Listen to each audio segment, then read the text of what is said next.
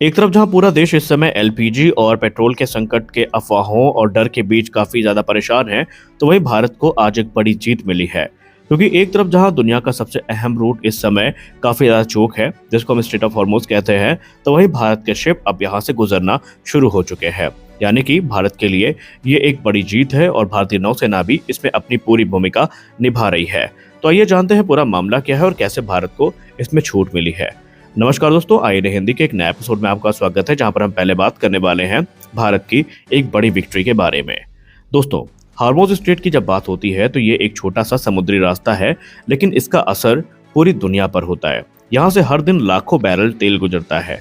दुनिया की करीब 20% ऑयल सप्लाई इसी रूट पर निर्भर है। खाड़ी देशों जैसे कि सऊदी अरब, यूएई, कुवैत, इराक, इन सब का तेल इसी रास्ते से दुनिया तक पहुंचता है। अब सोचिए, अगर ये रास्ता बंद हो जाए तो ग्लोबल मार्केट पूरी तरीके से हिल जाएगा।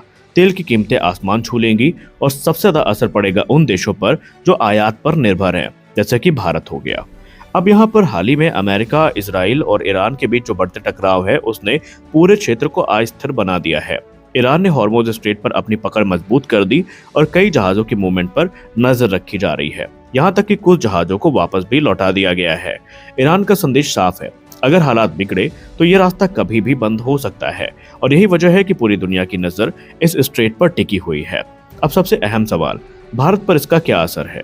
देखिए, भारत के दो बड़े व्यापारिक जहाज जो पेट्रोलियम उत्पाद लेकर आ रहे हैं, वो इस समय हॉर्मुज स्ट्रेट से गुजर रहे हैं। यानी ये जहाज सीधे खतरे वाले जोन में हैं। लेकिन भारत ने यहाँ पर एक बड़ी चाल चली है। भारतीय नौसेना के युद्धपोत इन जहाजों की सुरक्षा के लिए तैनात हैं और किसी भी इमरजेंसी की सिचुएशन में ये फुल अलर्ट मोड पर हैं। यानी साफ है कि भारत किसी भी रिस्क को हल्के में नहीं ले रहा है। अब आते हैं सबसे बड़ी और महत्वपूर्ण अपडेट पर। भारत के समय 5 एलपीजी कैरियर जहाज हॉर्मुज स्ट्रेट के पास रुके हुए हैं और इन जहाजों पर तकरीबन 1.7 लाख टन एलपीजी लदी हुई है। ये सभी जहाज एक साथ निकलने का इंतजार कर रहे हैं, क्योंकि ये वे ग्रुप में निकलना ज्यादा प्रेफर करेंगे जहां ये ज्यादा सुरक्षित रह सके।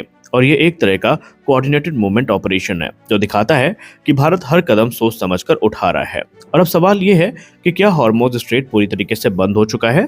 तो इसका जवाब है बिल्कुल नहीं, लेकिन स्थिति काफी नाजुक है। ईरान ने हाल ही में कुल 26 जहाजों को गुजरने की अनुमति दी है। हालांकि पहले 3 जहाजों को वापस भेज दिया गया था। इनमें अलग अलग देशों के जहाज शामिल हैं, जिसमें चीन, ग्रीस और पाकिस्तान शामिल है। ईरान का रुख साफ है। यहाँ पर जो उनके नियम मानेंगे वही यहाँ से गुजरेंगे। हॉस्टाइल जहाजों को किसी प्रकार की अनुमति नहीं मिलेगी। यानी वो जहाज जो अमेरिका और इजराइल से संबंधित है, युद्ध से संबंधित है, उन्हें किसी प्रकार की मंजूरी नहीं मिलेगी। जो नॉन हॉस्टाइल शिप हैं, उनको ही गुजरने की मंजूरी मिलेगी, वो भी तब जब ईरान की शर्तें मानी जाएंगी और पहले से कोऑर्डिनेशन होगा। भारत की यहाँ पर एक कमजोरी भी है, जिसको हम एड्रेस करना चाहेंगे। देखिए, भारत कमजोरी यहाँ पर सैन्य कमजोरी नहीं है, बल्कि भारत ऊर्जा के लिए पूरी तरीके से आयात पर निर्भर है। और अगर स्ट्रेट ऑफ हॉर्मुज में संकट बढ़ता है तो फिर भविष्य में तेल की कीमतें बढ़ सकती हैं, पेट्रोल डीजल महंगे हो सकते हैं, गैस सप्लाई प्रभावित हो सकती है और आम आदमी की जेब पर असर पड़ सकता है। लेकिन घबराने की बात नहीं है। भारत ने अपनी रणनीति मजबूत करके रखी है।